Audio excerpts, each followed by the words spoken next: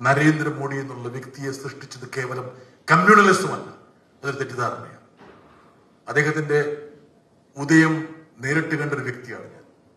അദ്ദേഹത്തിന്റെ ആ ഒരു ആവിർഭാവത്തിന് അടിത്തറപ്പെടുന്നത് ഇന്ത്യയിലെ കോർപ്പറേറ്റ് ശക്തികളാണ്. കലാപത്തിന് ശേഷം അദ്ദേഹം തിരസ്കൃതരായി എന്ന് നമ്മളെപ്പോലുള്ള ആൾക്കാർ തെറ്റിദ്ധരിച്ച സമയത്ത് ടാറ്റയും ബിർളയും ഗോയങ്കിയും ചേർന്ന് വൈബ്രന്റ് ഗുജറാത്ത് എന്നുള്ളൊരു സമ്മിറ്റ് ഉണ്ടാക്കുക. നോക്കുക, ആ വൈബ്രന്റ് സമ്മിറ്റിൽ ഇന്ത്യയിൽ ഏറ്റവും പ്രധാനപ്പെട്ട മാധ്യമങ്ങൾ അണിചേരുന്നു.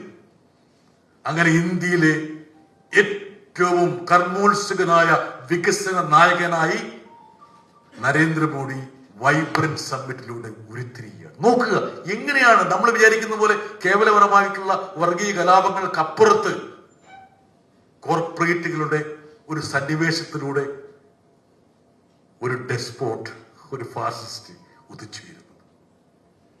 ഇന്ന് നമ്മുടെ സമൂഹത്തിൽ നിഷ്ക്രിയത്വമാണ്.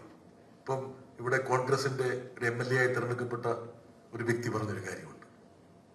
ഇപ്പം KT ഗാസയെ കുറിച്ച് പറഞ്ഞുകൊണ്ട് പറയാണ്, നമ്മളിവിടെ പ്രതിഷേധിച്ചുകൊണ്ട് ഗാസയിൽ യുദ്ധമില്ലാതാകും. നോക്കുക,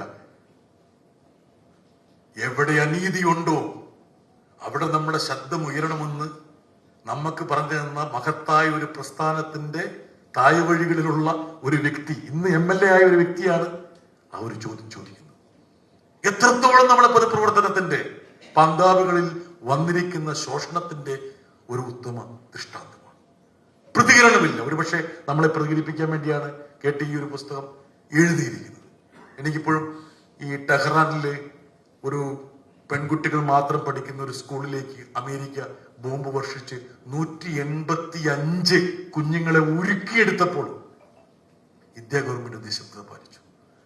പാർലമെന്റിന്റെ എക്സ്റ്റേണൽ അഫയേഴ്സ് സ്റ്റാൻഡിംഗ് കമ്മിറ്റിയിൽ അംഗമായതുകൊണ്ട് ഞങ്ങൾ നിരന്തരമായിട്ട് ഇന്ത്യയുടെ ഈ മൗനത്തെക്കുറിച്ച് പരാതിപ്പെടാറുണ്ട്.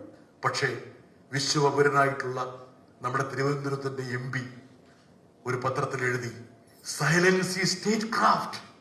നിശബ്ദത എന്ന് പറയുന്നത് നയതന്ത്രത്തിന്റെ മറ്റൊരു രൂപമാണ്. നോക്കുക, എങ്ങനെയാണ് കോൺഗ്രസ് പ്രവർത്തക സമിതിയിലെ 2 അംഗങ്ങൾ ഈ നിശബ്ദതയാണ് ഏറ്റവും മികച്ച നയന്ത്രജത എന്ന് പറയുന്നു. അതിനെ പ്രതിരോധിക്കാനോ അതിനെ ഖണ്ഡിക്കാനോ കോൺഗ്രസ് എന്നുള്ള പ്രസ്ഥാനത്തിന് കഴിയാതെ പോകും. ഇന്ത്യ അകപ്പെട്ടിരിക്കുന്ന ദുരവസ്ഥ.